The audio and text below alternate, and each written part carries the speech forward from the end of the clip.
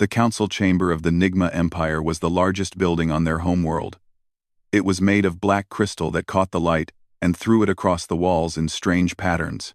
100 senators sat on floating platforms that circled the room. They were tall creatures with scaled skin and sharp teeth. Their eyes glowed yellow in the dim light. At the center of the room stood a throne made of the bones of conquered species. High Commander Zethnar sat upon it like a king waiting to be entertained. Ambassador Crixthal of the Valoran Collective walked into the chamber alone. He was smaller than the Nigma. His body was covered in soft gray fur, and he had 4 eyes that blinked independently of each other. He had traveled 17 light years to deliver his message. He knew they would not want to hear it, but he had to try.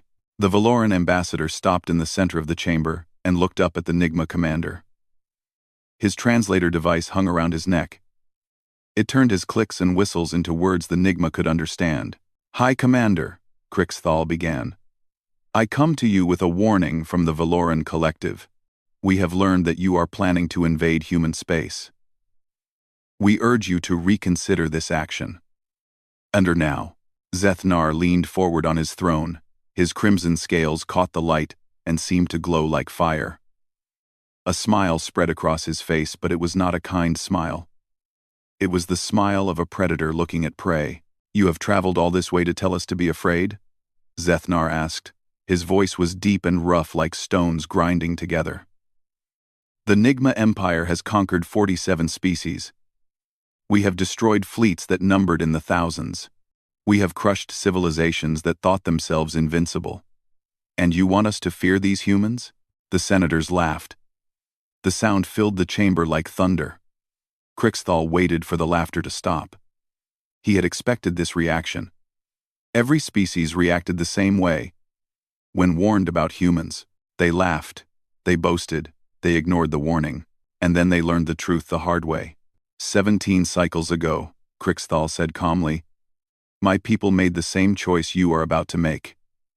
We believed our technology was superior. We believed our numbers would overwhelm them. We sent a fleet of 800 warships to conquer one of their colony worlds. A world called New Chicago." Senator Vrix called down from the upper platforms. "And what happened to your mighty fleet, little ambassador?"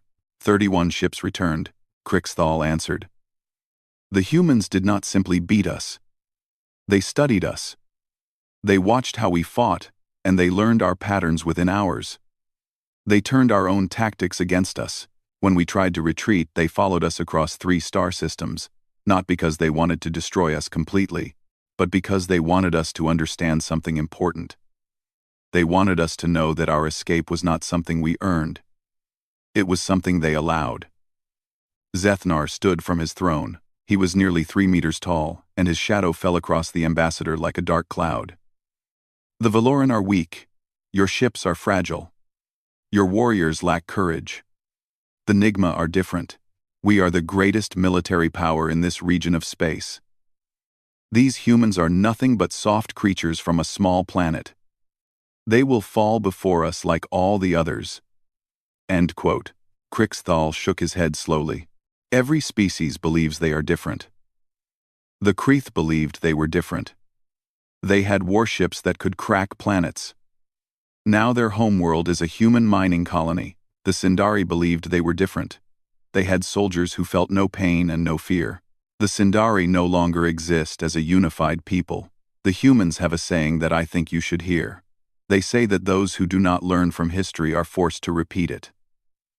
I am offering you our history. Please learn from it." "Enough of this," Zethnar growled. He waved his clawed hand through the air dismissively. "We did not invite you here to listen to fairy tales about human strength. The invasion fleet is already prepared. 3,000 warships. 2 million ground soldiers. Enough firepower to burn continents. We will take their world called Haven's Rest. We will enslave their people. And then we will move on to their other colonies until their entire species kneels before the Nigma Empire." Crixthal felt a deep sadness settle into his chest. He had known this would happen. He had seen it happen before with other species who refused to listen, but he had hoped that maybe this time would be different. Maybe this time someone would be wise enough to heed the warning. Haven's Rest is an agricultural world, Crixthal said quietly. 12 million civilians live there. Farmers, teachers, children. They have no military fleet. They have only basic orbital defenses. If you attack them, you will be attacking innocent people who cannot fight back. Zethnar laughed again. That is exactly why we chose that world. It will be an easy victory. It will show the humans that resistance is pointless. It will break their spirit before the real war even begins. The Valoran ambassador understood then that nothing he said would change their minds. The Nigma had already decided. They wanted war. They wanted conquest. They wanted to prove that they were the strongest power in the galaxy. And they would learn the same lesson that so many others had learned before them. Crixthal bowed his head slightly. Then I have nothing more to say. I will take my leave and return to Valoran space. But before I go, I want you to remember this moment. I want you to remember that you were warned.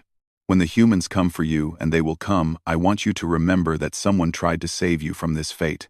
He turned and walked toward the chamber doors. Behind him, the senators were already celebrating. They were cheering for the coming war. They were boasting about the victories they would win, and the glory they would earn. They had no idea what was coming. As his ship lifted off from the Nigma homeworld, Crixthal sent one final message on the Nigma military frequency. His words were simple and direct. We warned the Nigma Empire. Do not challenge humans. Survival is not guaranteed.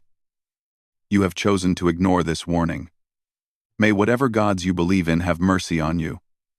Because the humans will not. 6 hours later, the Nigma invasion fleet launched toward Haven's Rest.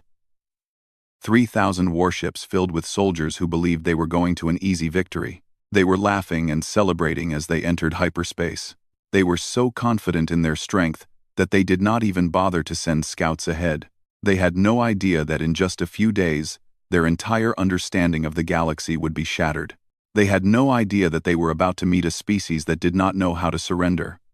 They had no idea that the warning they had ignored would become the epitaph of their empire. The humans were waiting. Captain Daniel Hayes was asleep in his quarters when the alarm rang through the ship. He was on his feet before he was fully awake. His hands were already reaching for his uniform as his mind tried to understand what was happening. The alarm meant only one thing. Something had gone very wrong. He ran to the bridge of the USS Relentless. It was a light cruiser, fast and well-armed for its size but not built for major combat. They were supposed to be handling a simple patrol mission. A minor shipping dispute near the outer colonies. Nothing dangerous. Nothing exciting. Lieutenant Katie Morris was at the tactical station when he arrived. Her face was pale, and her hands were shaking slightly as she worked her controls. Daniel had served with her for 2 years. He had never seen her look afraid before. "Report," Daniel said as he took his seat in the captain's chair. "Sir, we received a distress signal from Haven's Rest 7 minutes ago," Katie said. Her voice was steady, but Daniel could hear the fear underneath. "The colony is under attack. Initial scans show approximately 3,000 hostile vessels. They have already destroyed the orbital defense grid. Ground forces are landing on the northern continent."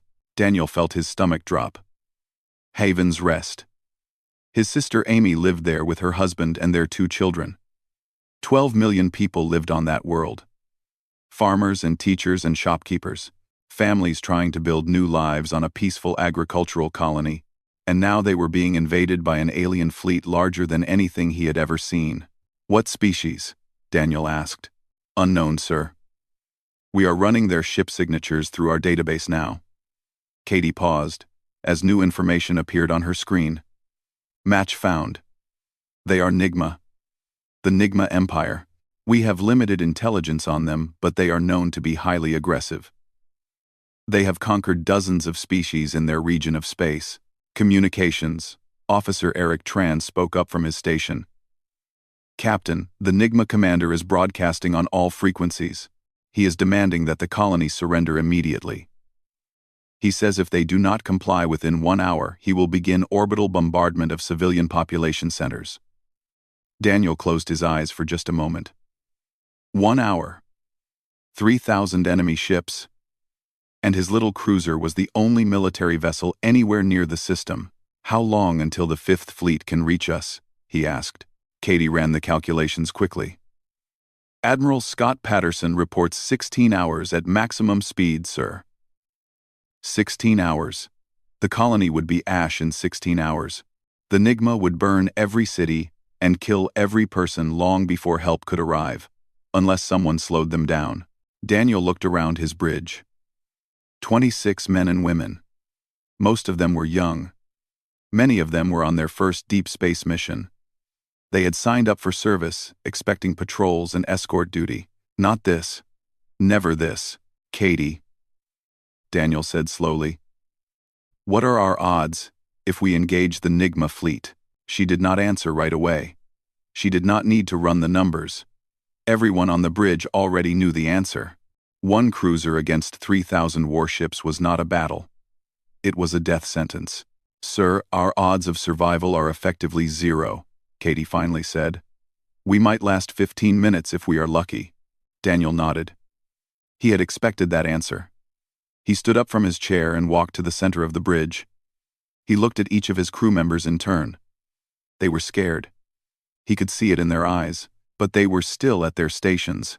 They were still doing their jobs. They were still waiting for his orders. "Open a channel to the Nigma fleet," Daniel said. Eric hesitated. "Sir, what are you going to tell them?" "The truth. That they have made a terrible mistake." The main view screen flickered, and the face of High Commander Zethnar appeared. Daniel studied the alien carefully. Crimson scales, yellow eyes, a smile that held no warmth. This was the creature that was threatening to burn 12 million innocent people. "A human vessel," Zethnar said with amusement. "One single vessel. Have you come to surrender on behalf of your species?" "I have come to give you one chance," Daniel replied. His voice was calm and steady. "Withdraw your fleet from this system. Release any prisoners you have taken. Return to your own space.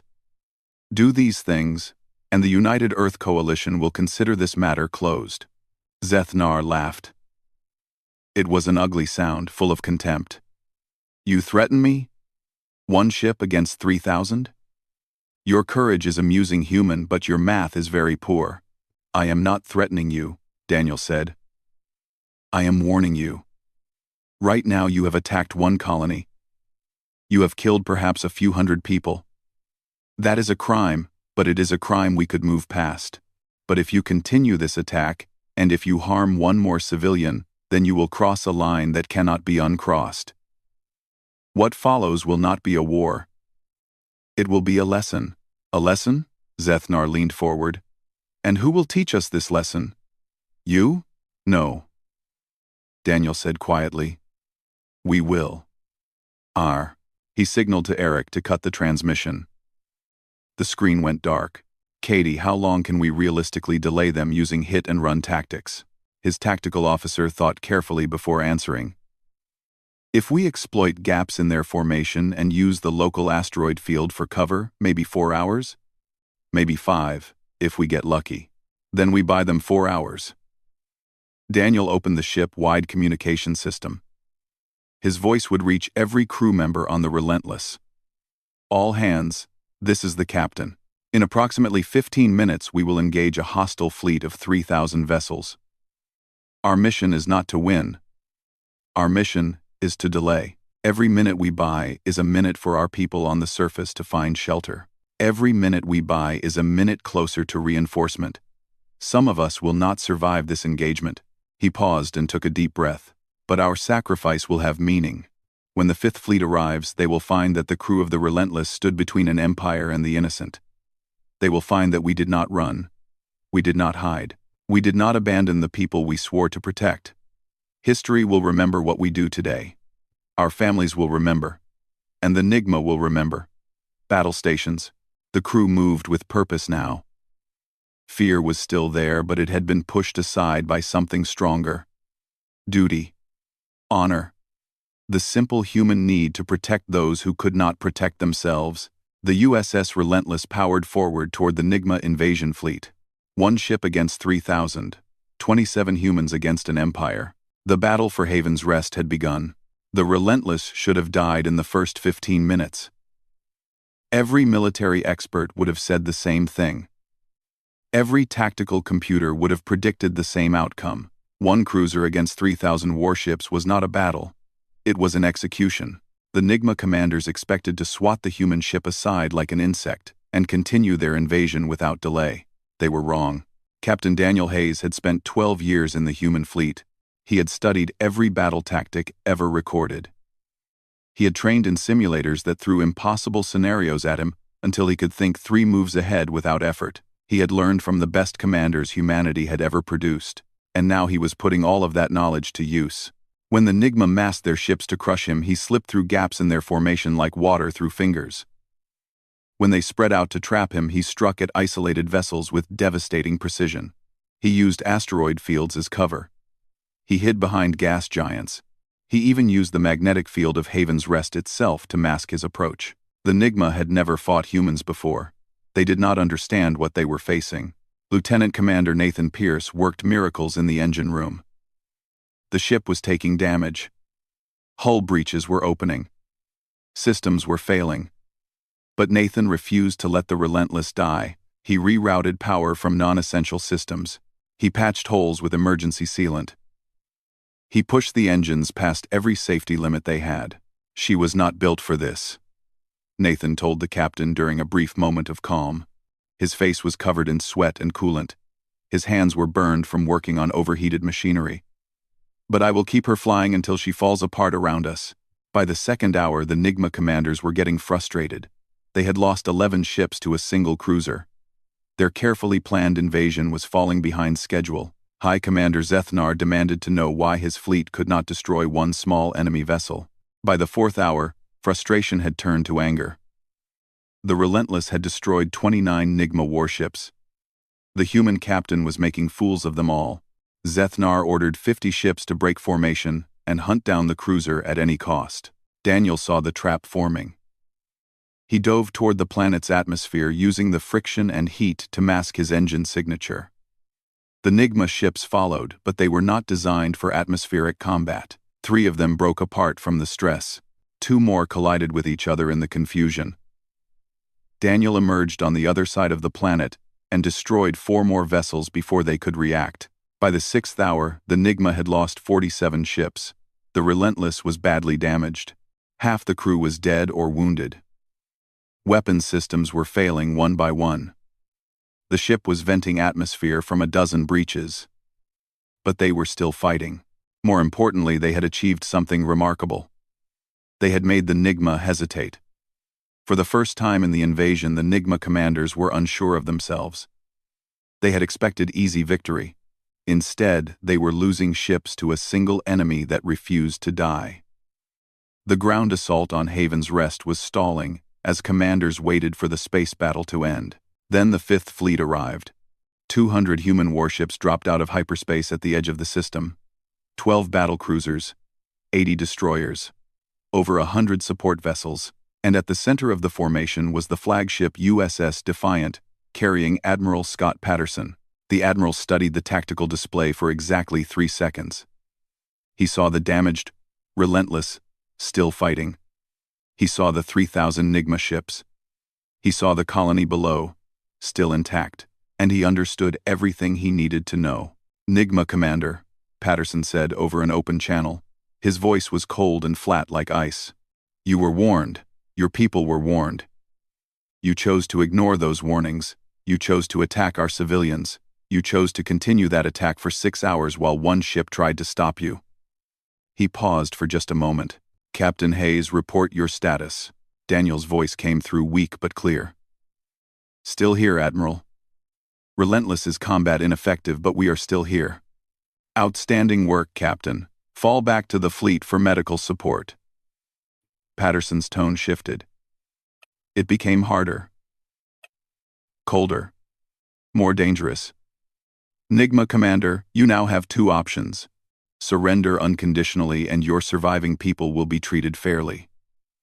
Or continue fighting and discover why every species that has attacked humanity now either serves as our allies or no longer exists. Zethnar's response was immediate. The Nigma do not surrender. We will crush you as we have crushed countless others." "So be it," Patterson replied. What followed was not a battle. It was exactly what Daniel Hayes had promised. It was a lesson. The human fleet did not simply outfight the Nigma. They outthought them at every turn. Every formation the Nigma attempted was countered before it could form. Every tactic they tried had already been anticipated. It was as if the human commanders could see into the future, because in a way they could. For 6 hours, the tactical officers on the Relentless had recorded every aspect of the Nigma fighting style. They had analyzed their formations, they had studied their communication patterns, they had identified the tendencies of individual captains. All of that data had been transmitted to the Fifth Fleet during their approach. The humans had used those 6 hours to learn everything about their enemy. Now they were applying those lessons with perfect precision.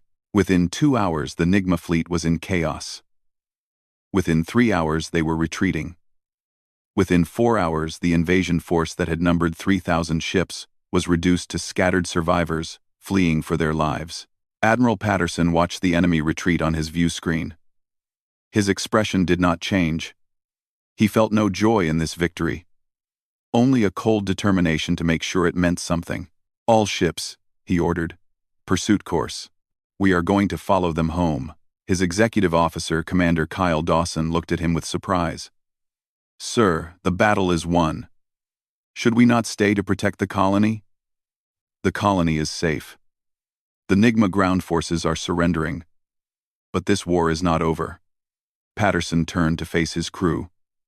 "The Nigma came here to teach humanity a lesson about their power. They wanted to show us that resistance was pointless. Instead, we are going to teach them a lesson about ours. We are going to follow them across every system between here and their home world. We are going to destroy every military installation they have. And we are going to make sure that they and every other species watching understands one simple truth." He paused. "You do not attack human civilians. Ever. The price is too high." The Fifth Fleet turned toward Nigma space. The pursuit had begun. The Nigma called it the Long Walk Home. Human historians would later name it the Patterson Pursuit. It lasted 37 days and covered 8 star systems. It changed the political landscape of the galaxy forever. Admiral Scott Patterson led his fleet through Nigma space with cold precision. He was not interested in random destruction. He was not seeking revenge for its own sake. He had a specific goal in mind, and every action he took was designed to achieve it. Military installations were destroyed. Shipyards were demolished. Weapons factories were reduced to rubble. Communication centers were disabled. Supply depots were captured or burned. But civilian populations were left completely untouched. "We are not monsters," Patterson explained during a planning meeting aboard the Defiant. His senior officers were gathered around the tactical table, studying maps of the next target. "We are not going to punish their farmers and shopkeepers for the decisions of their military leaders. But we are going to make sure that the Nigma military understands that attacking human civilians has consequences." Commander Lisa Chang was the fleet intelligence officer. She pulled up reports from intercepted Nigma communications. "Sir, our latest data shows significant political chaos in the Nigma capital. High Commander Zethnar is facing demands for his removal. Several regional governors are calling for peace negotiations." "Not yet," Patterson replied. "They are not ready yet. They are scared, but they are not humble. They still believe they can negotiate from a position of strength. They still think they can keep their military power and simply pay reparations. We need to show them that the old rules do not apply anymore." The pursuit continued. On the 15th day, the fleet destroyed the largest Nigma shipyard in existence. It had taken the Nigma 200 years to build. It could produce 50 warships per month. The humans reduced it to debris in 4 hours. They did not lose a single ship. On the 20th day, they encountered a Nigma battle group that had been recalled from a distant conquest to defend the homeworld.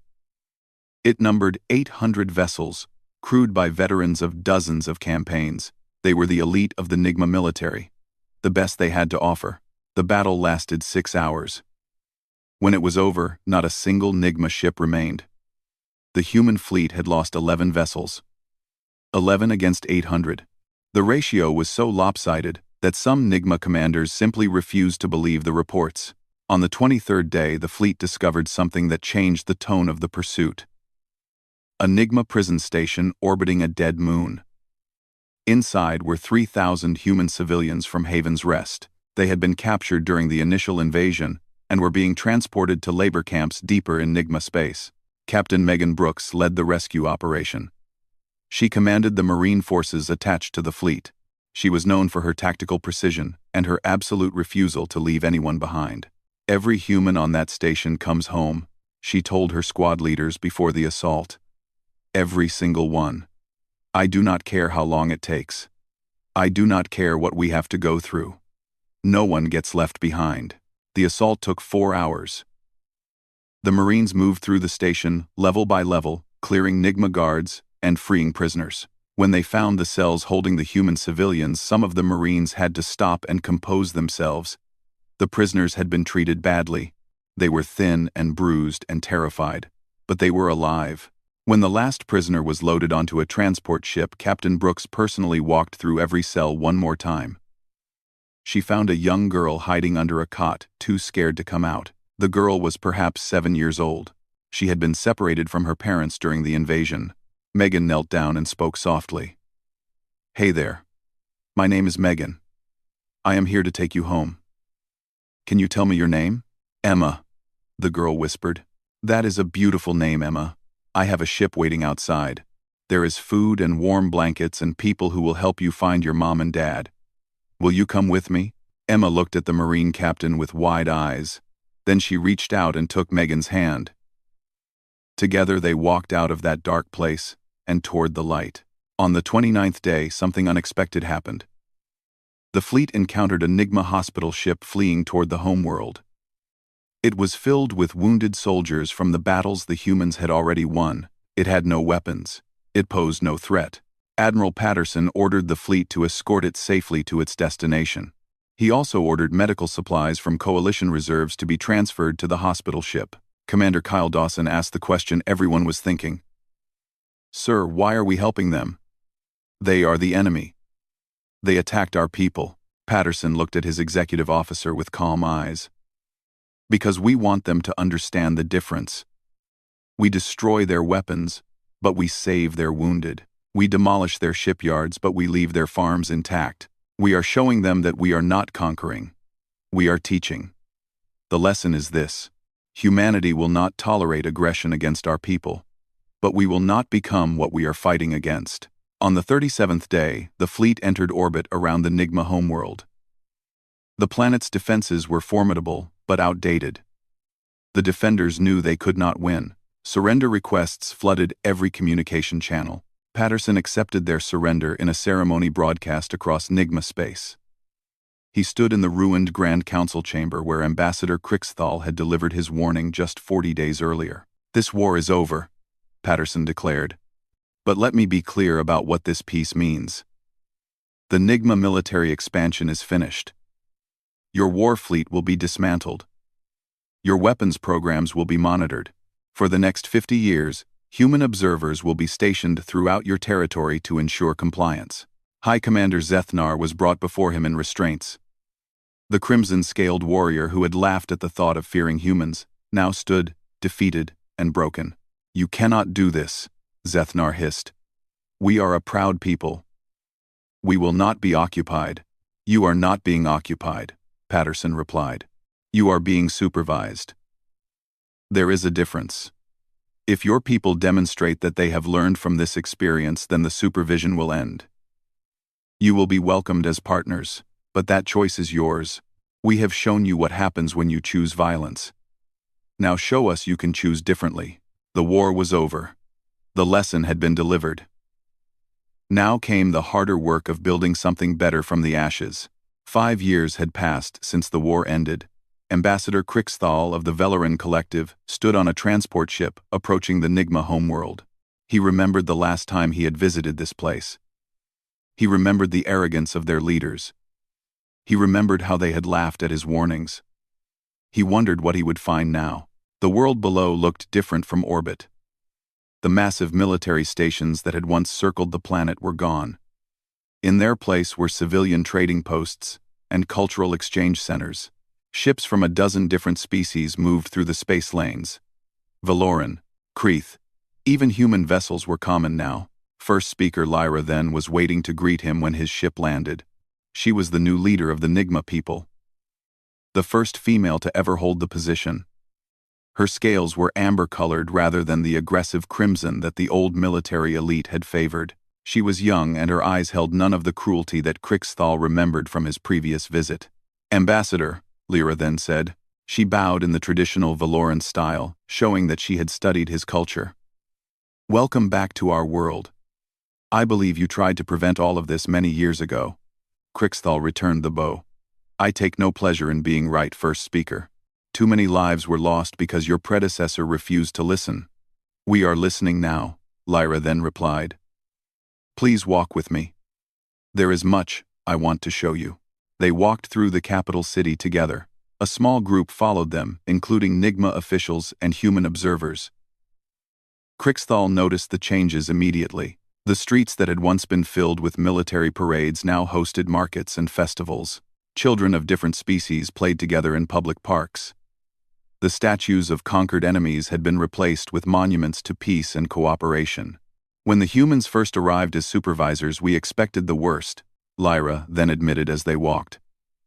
"Our history taught us that winners destroy losers. We thought there would be executions, forced labor, cultural destruction. That is what we would have done. But that is not what happened," Krixthal observed. "No. They rebuilt what they had destroyed. They shared medical technology that has increased our average lifespan by 15 years. They established schools where our young people could learn alongside humans and other species. They sent teachers and engineers and doctors instead of soldiers and executioners. They stopped at a memorial in the central plaza.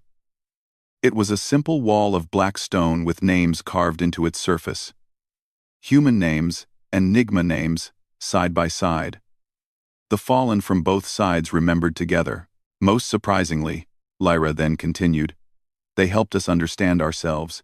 Human psychologists spent years studying our culture, not to exploit us but to help us see why we had become so aggressive. They showed us that our militarism was not natural to our species. It was something we had learned long ago in response to ancient threats. They helped us unlearn it." Krixthal studied the names on the memorial. "What happened to Zethnar?" "He died in prison 3 years ago. Natural causes. He never admitted he was wrong. He went to his death still believing that the Nigma should have won." Lyra then shook her head slowly, but his way of thinking died with him. "The young generation has no appetite for conquest. They have seen where that path leads." That evening there was a formal dinner to celebrate a new trade agreement between the Nigma, the Valoran Collective, and the United Earth Coalition. Admiral Daniel Hayes was the human representative. He had been promoted after the war. The captain who had stood alone against 3,000 ships was now one of the most respected officers in the human fleet. After the formal ceremonies ended, Krixthal approached the admiral. "May I ask you something that has puzzled me for 5 years?" Daniel smiled. "Of course, Ambassador. When you faced the Nigma fleet at Haven's Rest, you were one ship against 3,000. You had no real chance of winning. Yet you attacked anyway. Why?" Daniel was quiet for a moment.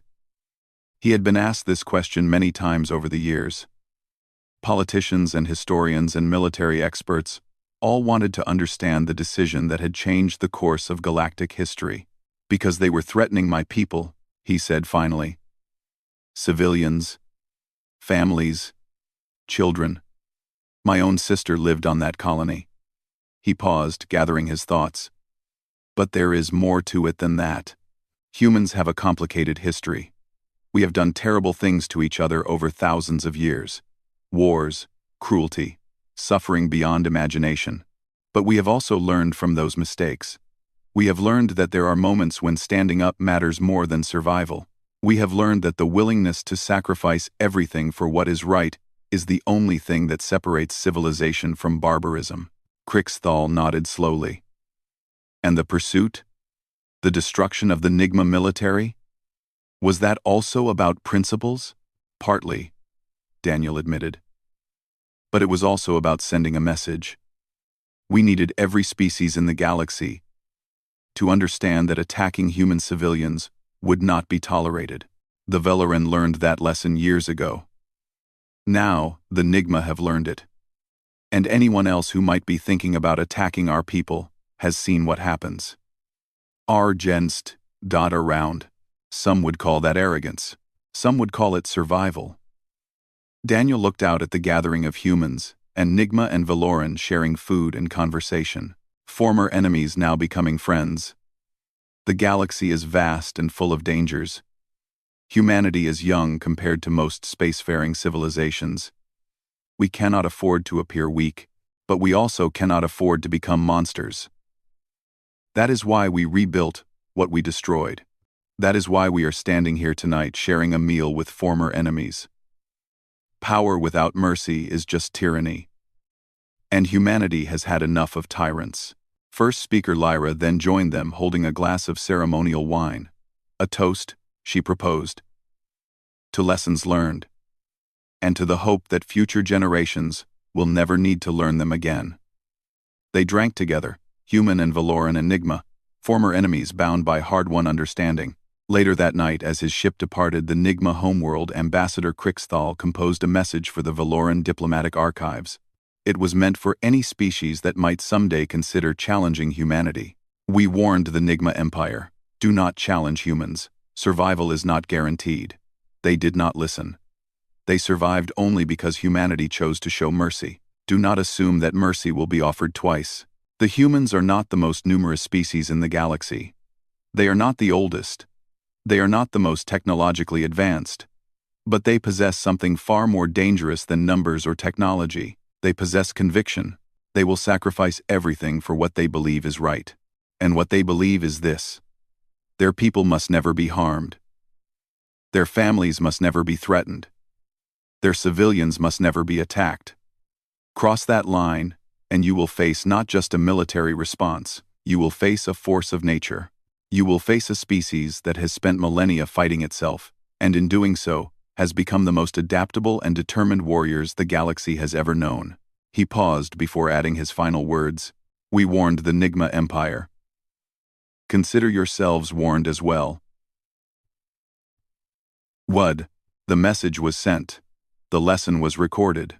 And somewhere in the vast darkness of space, humanity continued its journey among the stars. Ready to offer friendship to those who came in peace. Ready to bring destruction to those who threatened their own. They had learned long ago that the universe respected only two things: kindness and strength. And humanity had both in equal measure.